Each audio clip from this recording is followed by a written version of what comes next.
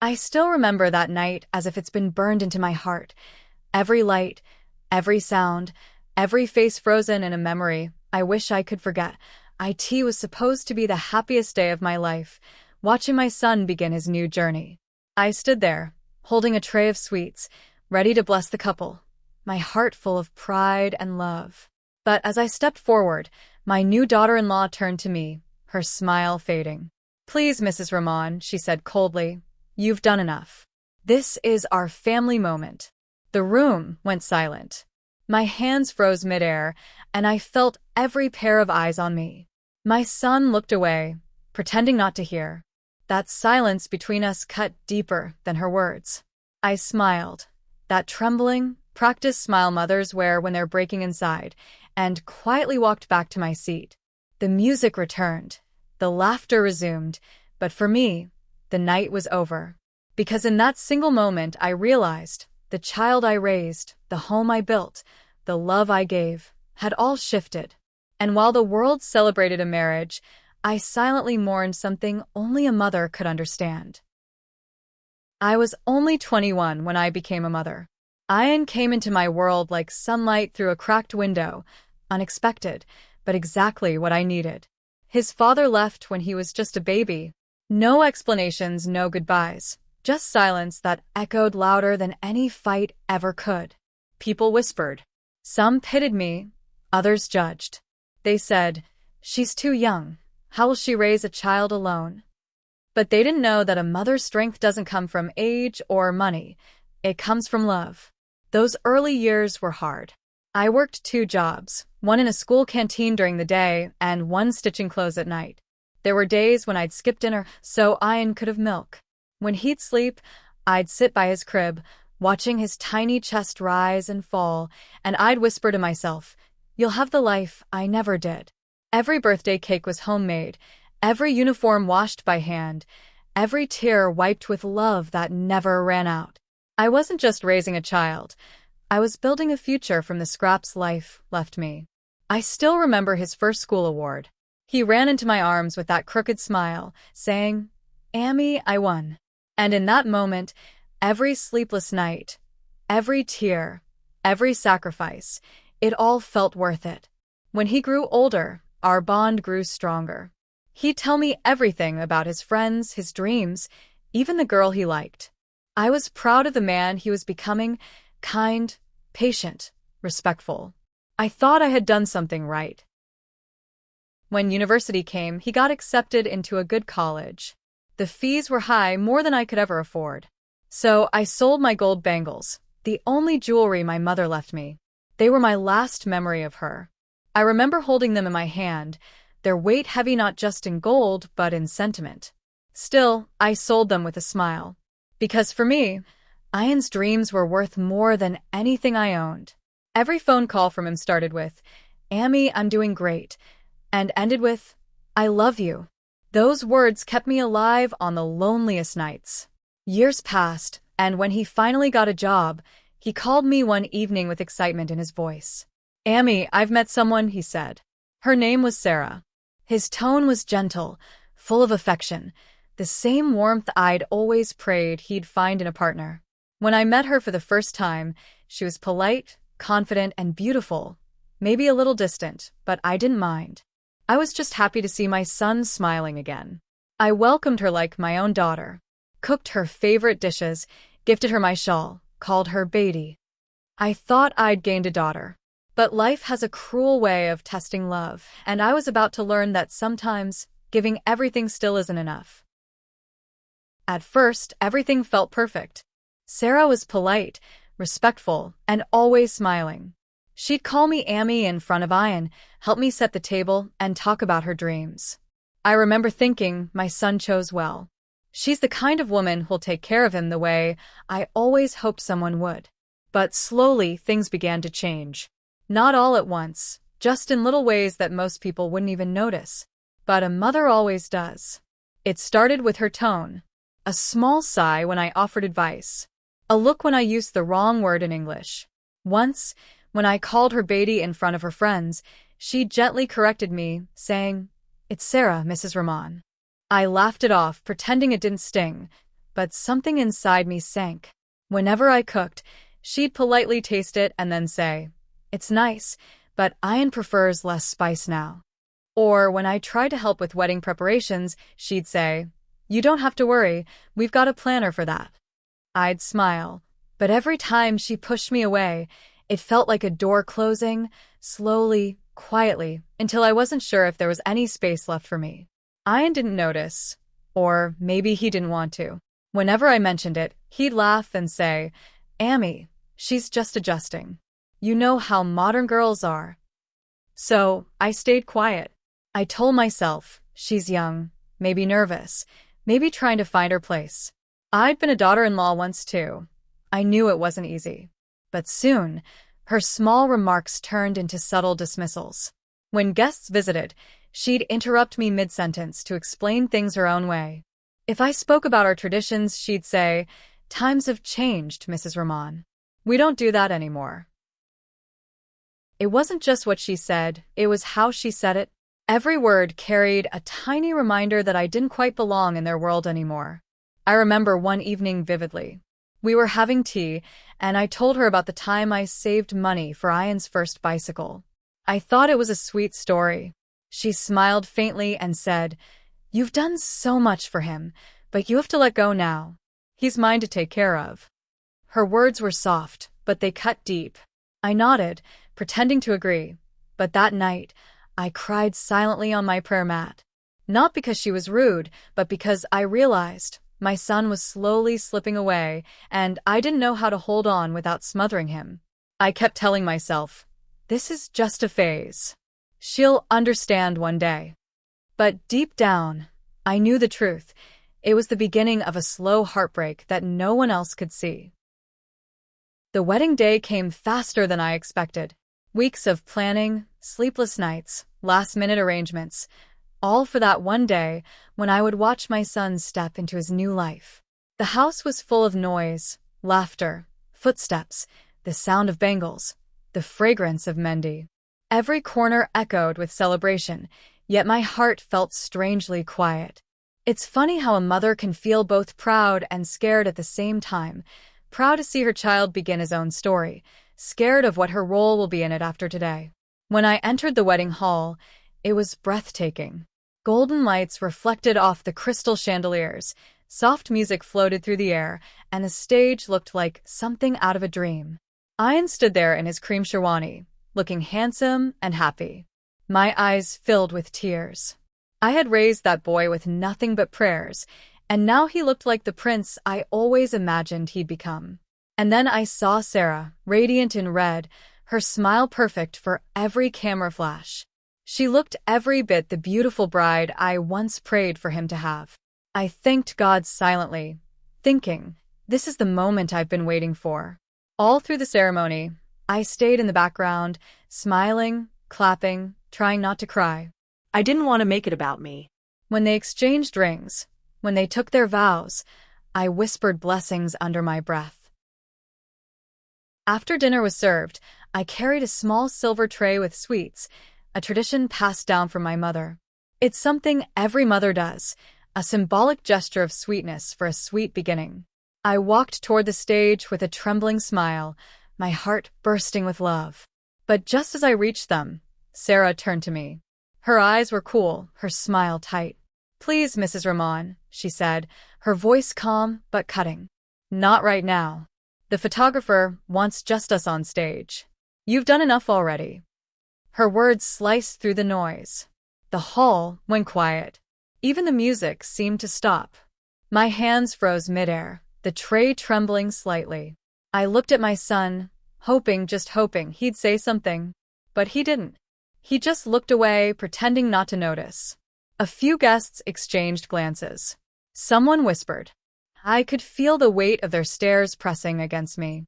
But I smiled, that fragile smile mothers wear when the only thing keeping them standing is pride. I turned, walked back to my seat, and placed the tray beside me.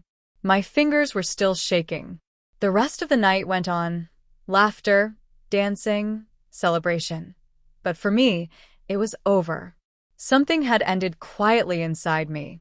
Not my love for my son, never that, but a kind of innocence, a blind belief that love and respect always go hand in hand. That night, beneath the golden lights and false smiles, my heart learned silence. After the wedding night, I came home and sat in silence for hours. The house felt empty, too still, the kind of silence that makes your heart ache. The fairy lights were still hanging outside, the smell of roses still in the air, but everything inside me felt hollow. I kept replaying her words in my head. "You've done enough. Enough." I whispered it to myself over and over until it didn't even sound like a word anymore. Had I really done enough? Had I done too much? Where does a mother's place end and a wife's begin? I tried to brush it off. I told myself I was being sensitive, emotional, like mothers always are. But something inside me shifted that night. For the first time, I didn't just feel hurt. I felt unseen. Days turned into weeks, and I busied myself with little things, cleaning cupboards, watering plants, trying not to call Ian too often. I didn't want to sound needy. But every night, I found myself staring at my phone, waiting for his name to appear. It didn't. Then one morning the phone rang. His voice was tired, hesitant. "Amy, can you come stay for a few weeks? Sarah's parents are out of town, and we could use your help around the house." For a moment, I hesitated. A small part of me wanted to say no. But then I remembered he was still my son. No matter what had happened, love doesn't disappear overnight. So I said yes. When I reached their home, Sarah opened the door. Her face showed surprise, not joy. Still, she greeted me politely. The house was beautiful, modern, bright, but messy. Dishes in the sink, clothes scattered, the air heavy with perfume and unspoken tension. I quietly began cleaning, organizing, cooking. I didn't say much. I just observed. She woke up late, ordered food instead of cooking, and barely spoke to me unless she needed something. Still, I kept smiling. Not out of weakness, but out of patience, the kind only mothers have. One evening, as I folded laundry, she looked at me and said casually, "Mrs. Ramon, don't you ever get tired doing all this at your age?" I looked at her and smiled softly. No, Betty. "I'm not just cleaning your house. I'm teaching it love." She didn't understand what I meant, not then. But I saw something flicker in her eyes, confusion, maybe even guilt. I didn't scold her. I didn't argue. I just kept doing what I'd always done, giving more than I received. Because I knew life has its own way of teaching lessons, ones that no anger can deliver.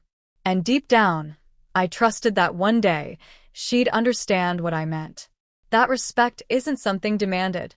It's something earned, often through silence, kindness, and quiet strength. A few days after I moved in, Ian fell ill. It started with a fever, nothing serious at first, but it quickly got worse.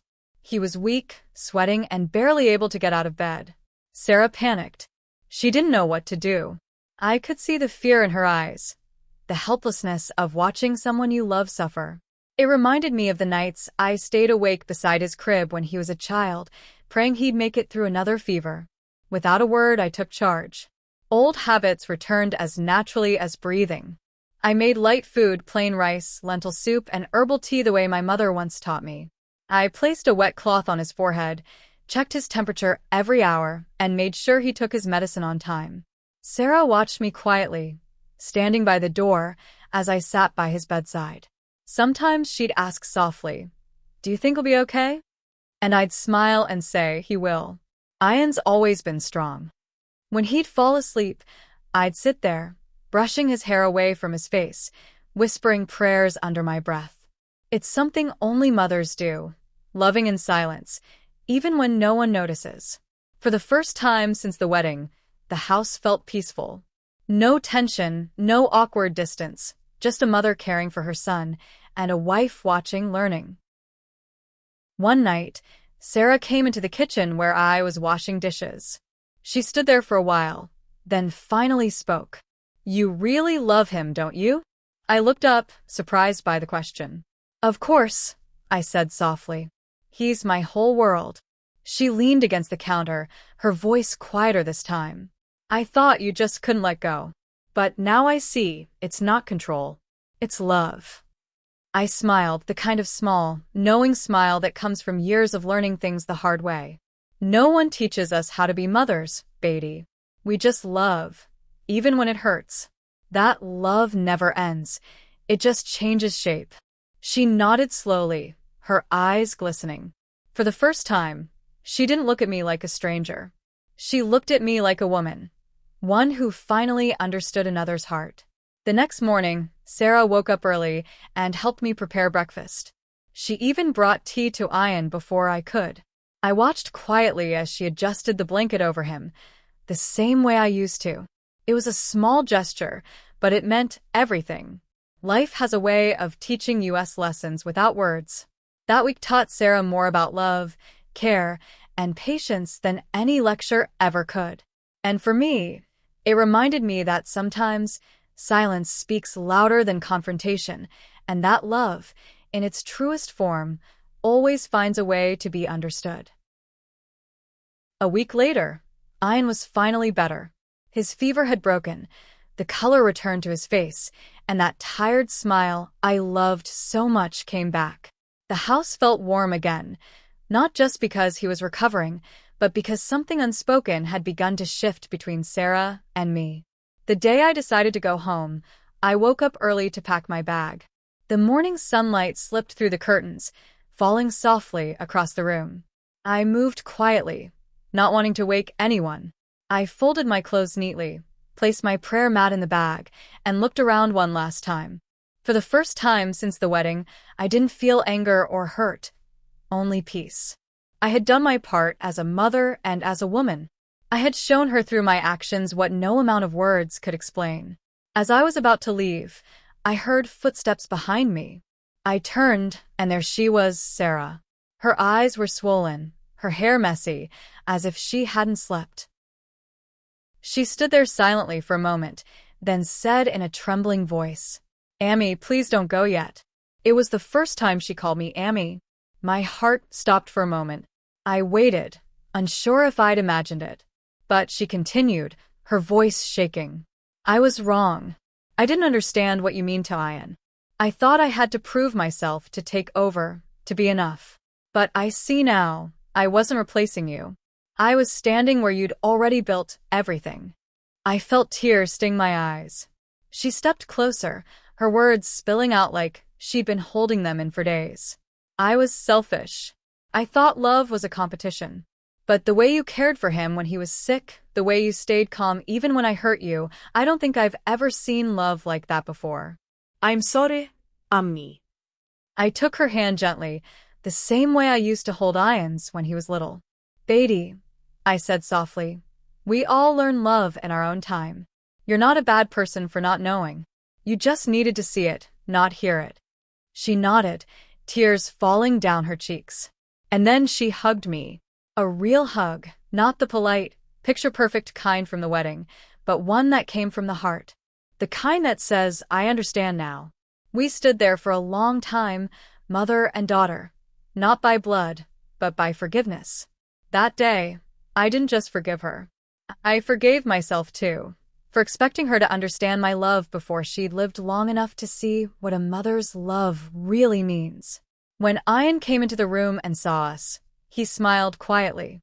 He didn't say a word, but his eyes said everything. For the first time in months, our home felt whole again. The day Sarah apologized changed everything, not just between us, but within me. I realized that the lesson wasn't about making her understand respect or submission. It wasn't about proving my worth to anyone, not even my son. The real lesson was far deeper than that. It was about love, patience, and the quiet strength of a mother. I sat quietly that evening, watching Sarah help Ian with his paperwork. Her movements were careful, almost tentative, as if she was testing herself in this new role. She smiled at him the way a daughter-in-law should, yes, but there was also a softness in her eyes when she looked at me, a recognition that I had always been there, silently shaping the man she loved. It hit me then. Motherhood is not about being seen or praised. It's about giving without expecting anything in return.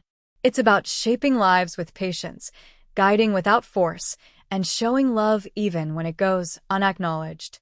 I thought back to all the years I'd worked tirelessly for Ian. Every sleepless night, every skipped meal, every sacrifice I made, it wasn't for recognition.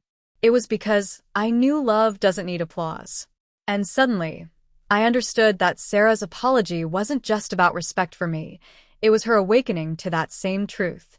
The real lesson, I realized, is that people will often test your patience and challenge your boundaries. They may not see your worth at first. They may hurt you without intention or out of ignorance. But life has a way of teaching lessons when words are not enough. Sometimes, the most powerful lessons are lived, not told. I saw that lesson reflected in Sarah's eyes. She wasn't perfect and neither am I. But we had reached a point where mutual understanding existed, not forced, not spoken through arguments, but grown quietly through shared experience. I learned that strength is often silent, that dignity is unshakable, and that love, when real, cannot be replaced or diminished. That evening, I hugged Sarah again, this time not just as a formality, but as a shared understanding between two women. A bond had formed, not out of obligation, but out of recognition of effort, patience, and the invisible sacrifices that mothers make. By the time I left their home that night, I felt lighter than I had in months. I had proven nothing to anyone. I had only shown the truth of love and strength through my actions. And that, I realized, was enough. The real lesson wasn't about being acknowledged. It was about living with grace, teaching through example, and trusting that life will eventually reward patience with understanding. And when it does, even the hardest hearts begin to soften. Sitting quietly in my room that evening, I let the day's events settle in my mind. The house was calm, the lights dim, and for the first time in weeks, I felt a sense of peace I hadn't known in a long time. I thought about Sarah, her apology, and the way she had started to understand. I thought about Ian, my son, the boy I had raised with sleepless nights, tireless devotion, and endless prayers. And I realized something profound. Life doesn't always give you closure in the way you expect, but it does offer lessons, sometimes harsh, sometimes gentle, always necessary. I remembered the early days of motherhood, the struggles, the loneliness, the whispered doubts from strangers. Every hardship had prepared me for this moment, for the challenges of watching my son marry, for the heartache of feeling replaced, and for the delicate art of teaching respect and love without force. All those sacrifices, all those tears and sleepless nights were not in vain. They were the foundation of strength I could now see reflected back in Sarah's eyes. Reflection taught me that respect cannot be demanded, only earned. It cannot be forced through anger or pride. It grows slowly, through consistent care, patience, and the quiet demonstration of love. It is in the small acts, the meal cooked when no one asks, the hand held when no one notices, the silent presence that reassures without words. Mothers know this instinctively, but rarely is it acknowledged until the moment life insists upon it. I also realized that forgiveness is not a sign of weakness. It is, in fact, one of the strongest things a person can offer. I had forgiven Sarah long before she apologized, because I understood that her mistakes came from inexperience, insecurity, and fear, not malice. Forgiveness allowed me to move forward, to teach without bitterness, and to show that love is more than emotions. It is action, commitment, and understanding. Looking back, I saw that my greatest victory was not in being proven right or in having Sarah acknowledge me. It was in knowing that I had stayed true to myself, that I had shown love without expectation, and that I had taught a valuable lesson without raising my voice. I had remained steadfast in my dignity and compassion, and that alone changed hearts. In this reflection, I finally understood the depth of motherhood. It is not about control or recognition, but about giving life, love, and guidance so fully that even the ones who seem to challenge you eventually learn the truth. And when they do, the reward is not in their words, but in the quiet, lasting connection that forms, a bond built on respect, understanding, and the shared experience of love lived fully. As I closed my eyes that night, I felt a calmness I had never known before. The lessons, the pain, the growth, all of it had brought me to this moment of peace. And I knew, without a doubt, that life had taught me exactly what I needed to learn. Now, as I sit quietly in my room, I look back on everything that happened, from the early days of raising Ian alone, to the wedding night that shattered me, to the lessons Sarah and I learned together. And I realized something important. Life is not always fair, love is not always acknowledged, and respect is not always given. But that does not make our efforts meaningless. Every tear, every sleepless night, every quiet act of care shapes the people we love, whether they understand it in the moment or not. I want to tell every mother out there, every woman who has felt invisible or dismissed, your love is never wasted.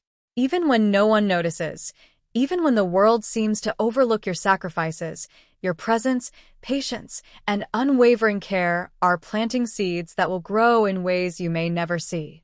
That is the quiet power of a mother.